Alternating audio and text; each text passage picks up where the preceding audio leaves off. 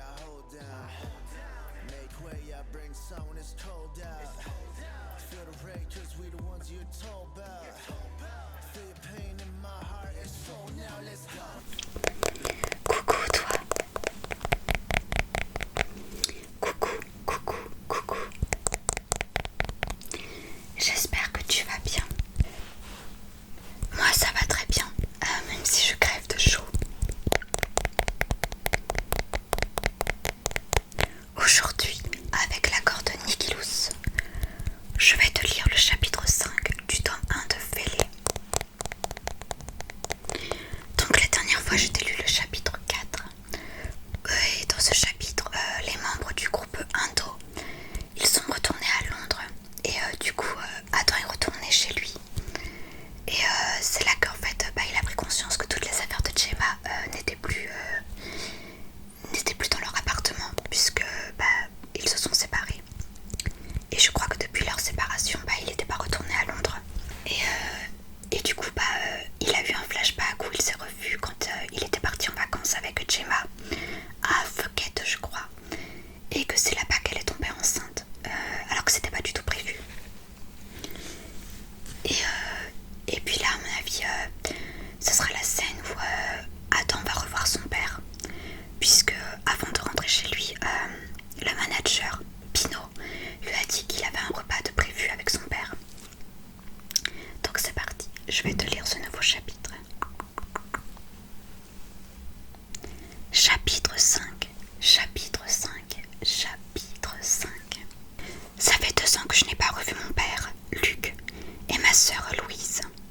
La raison est que je suis en perpétuel conflit avec mon père, depuis la mort de ma mère et de ma grand-mère, décédée dans un accident de voiture il y a 8 ans. Je mets les clés dans le contact de ma vieille Challenger des années 70. Je l'ai trouvée dans un garage, en piteux état. Je ne suis pas mauvais en mécanique, mais je n'avais pas, à cette époque, une pleine confiance en moi pour faire en sorte qu'elle roule à nouveau un jour. Alors, avec l'aide d'un ami garagiste, nous l'avons entièrement retapée. Elle est comme neuve. Elle ronronne tellement fort dans l'allée de la maison de mon père que ma petite sœur sort pour venir à ma rencontre. C'est une vieille bâtisse qui date de l'époque victorienne, haute d'un étage en briques rouges et aux toits escarpés aux tuiles grises. En parquant mon auto devant le garage, je vois Louise sautiller dans tous les sens, apparemment contente de me revoir.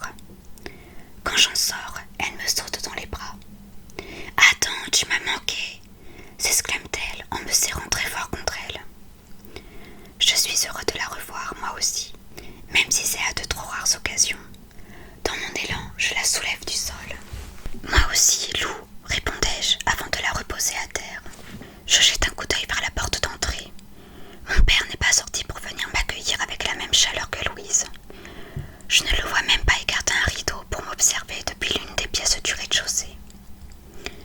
Ma joie retombe aussitôt, cédant la place à une grande appréhension.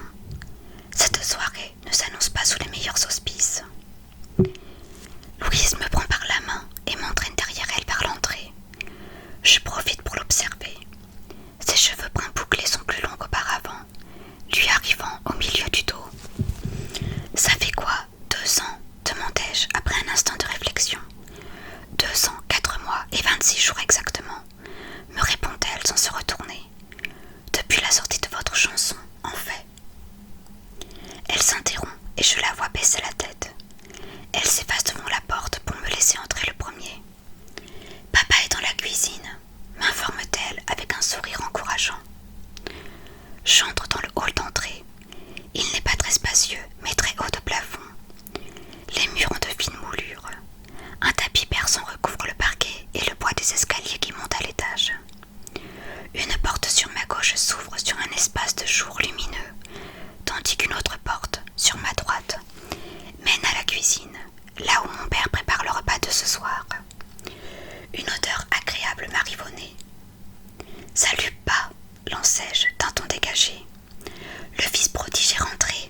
ironise-t-il. Son ton est froid, glacial même. Ma tentative à être de bonne humeur et indifférent aux événements passés n'a pas fonctionné.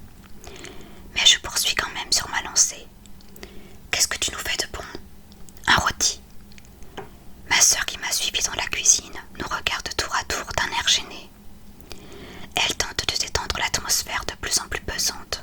sang. Regarde, attends, j'ai gardé chaque article qui paraissait sur toi et sur un dos. Elle s'éclipse un instant et revient avec une pile de magazines, si énorme que je ne voyais plus que le sommet de son crâne. Tu n'aurais pas dû, marmonnai-je en la déchargeant. Il raconte que des conneries. À table, intervient mon père. Mal à l'aise, je me rends dans la salle à manger et vais m'asseoir en face de Louise. Je sens que cette soirée va être mortelle. Ma sœur sert le repas, pommes de terre, rôtis et petits pois. Pas un mot ne sort de nos bouches. Nous n'entendons que le bruit des fourchettes et des couteaux découpant la viande dans l'assiette. L'atmosphère devient de plus en plus pesante, devenant même étouffante. C'est Louise qui crève l'abcès en premier.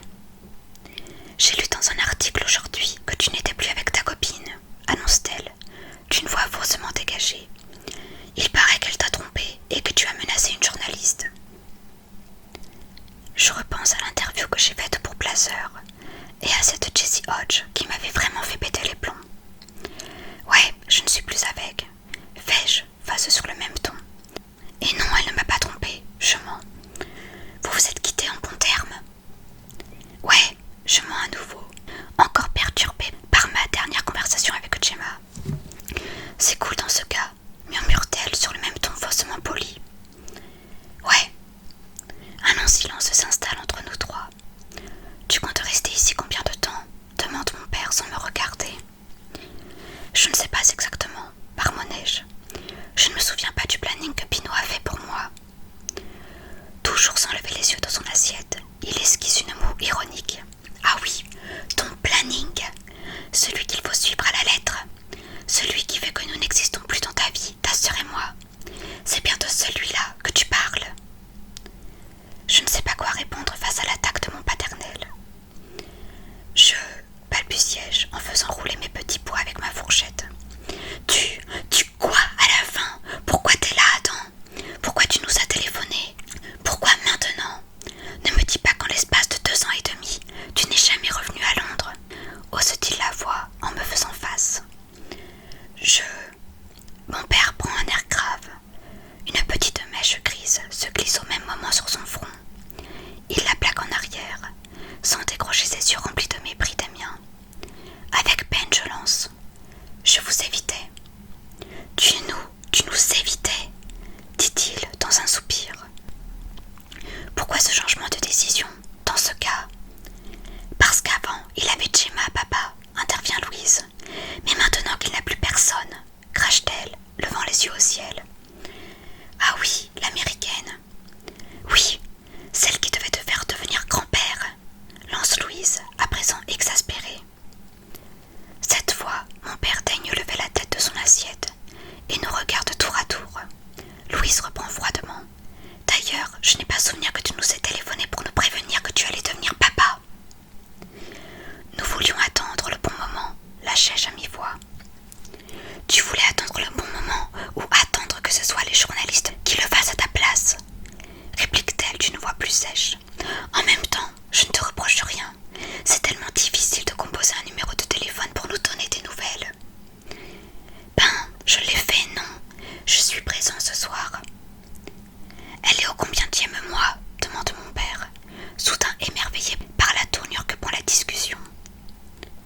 Pendant un instant, c'était comme si toutes les tensions entre nous s'étaient évaporées. Mais avant que je puisse lui répondre et lui expliquer la situation avec mes propres mots, Louise enchaîne sans la moindre compassion. Elle devait te faire devenir grand-papa, mais elle ne le fera jamais puisque Adam ne nous a pas averti qu'elle avait perdu l'enfant. Heureusement que ce sont les tabloïds qui nous relatent toute ta vie. Je perds totalement pied. Je ne veux plus en parler, putain ! Jurai-je, mécontent. Je repose violemment ma fourchette sur le coin de l'assiette et mets mes mains sous la table avant que l'un d'eux ne découvre qu'elle tremble. Tu ne veux jamais nous parler, explose-t-elle soudain. Tu n'es qu'un égoïste. Et bam, encore un reproche. Elle agite violemment son bras dans ma direction avant de se lever. Elle semble blessée et vexée, mais surtout, elle a l'air hors d'elle. Tu fais chier, Adam. Je n'ai plus envie de parler de ma vie privée avec vous, répliquai-je, tentant en vain de garder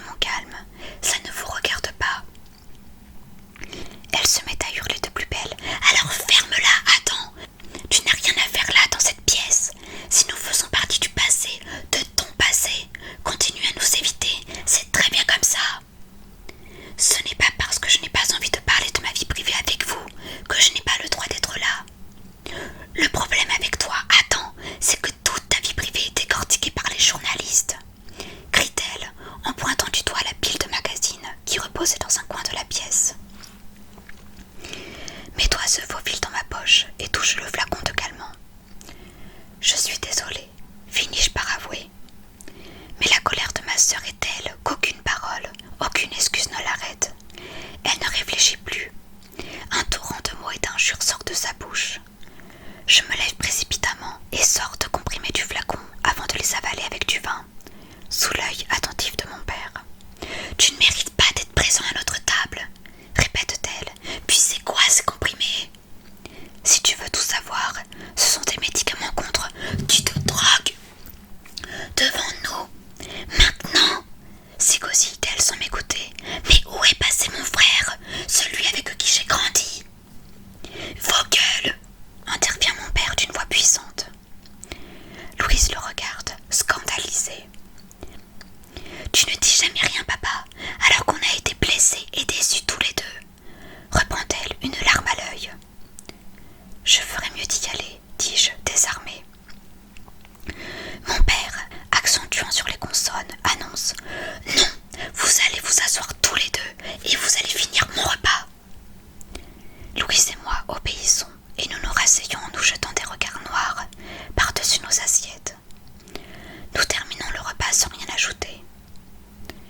Pendant que mon père s'occupe des cafés et ma sœur du dessert, je fais le tour du salon. Les objets de ma mère n'ont pas bougé, comme s'ils s'étaient figés dans le temps, ou qu'elle était encore de ce monde. Je vois ses lunettes de soleil violette en forme d'étoile, posées sur le bord de la cheminée. C'était vintage, d'après elle, mais je les ai toujours trouvées horribles. Je revois ma mère, allongée sur le transat, un jour d'été avec ses lunettes violettes et son bikini jaune poussin. « Adam, tu es déjà rentré des cours ?» m'avait-elle lancé, comme si elle savait que je n'y étais pas allée. « Oui, mens » avais-je dit, avançant vers l'entrée de la cuisine. « Tu mens, jeune homme !» Sur ces mots, je m'étais figée. Le directeur m'a appelé. « Tu n'y vas plus depuis des semaines, Adam », avait-elle ajouté en glissant ses lunettes sur sa tête. Merde, c'est tout ce que tu as à dire pour ta défense, m'avait-elle grondé, la mine désapprobatrice. Je crois qu'il faut que l'on parle. Pour finir, elle s'était levée, avait mis son peignoir et s'était avancée dans la cuisine. Elle nous avait ensuite servi de jus d'orange et m'avait gentiment demandé de m'asseoir. « Qu'est-ce que tu fais toute la journée ? Attends. »« Je ne veux plus étudier, je veux être musicien, » avais-je dit, montrant la guitare que mes parents m'ont achetée quelques années avant. « Attends, tu dois finir tes études, c'est important. » Je n'arrive à rien avec les maths, la géographie ou l'espagnol. Moi, je sais jouer de la guitare, chanter. Maman, je n'irai plus là-bas, j'ai créé un groupe. J'avais poussé un long soupir. Ma mère m'avait par la suite regardé. Un groupe ? Ouais, on s'appelle Indo. Until the day is over. Jusqu'à ce que la journée soit terminée. C'est bien, Adam, mais tu devrais faire ça à côté. Toi et papa vivez bien d'amitié de scène, pourquoi pas moi ? Qui te dit que ton groupe marchera ? Tu dois avoir un plan B, Adam. Mais maman, m'étais-je plaint, un jour, nous jouerons Madison Square Garden. Tais-toi, Adam, et va ranger ta chambre. Par la suite, j'avais trouvé un travail dans un restaurant chinois qui livrait à domicile. C'est dans ce restaurant que j'ai rencontré Georges. On livrait ensemble avec un vieux bus WW. Plus tard, il a remplacé notre ancien batteur. Et c'est à ce moment-là que nous sommes devenus la formation définitive. Au début, je jouais avec Ross au collège Wilslow High School à Winslow. Ensuite, Ross a invité des amis à nous rejoindre. Nous faisions du punk rock, mais ça ne nous convenait pas, à Ross et moi. Alors nous avons cherché un nouveau batteur, et nous sommes tombés d'abord sur George, notre batteur, puis Kevin, notre guitariste. C'est à ce moment-là qu'on s'est vraiment sorti les pouces du cul en appelant des labels indépendants et des sponsors pour nous aider financièrement, mais il nous aura fallu quelques années pour arriver où nous en sommes. Quand la machine a été lancée, en l'espace de 2 mois, nous avons signé avec un label. En l'espace de 4 mois, nous avons enregistré notre premier EP. Et en l'espace d'1 an, Sombre But était en tête. Les chars anglais et Endo faisaient la couverture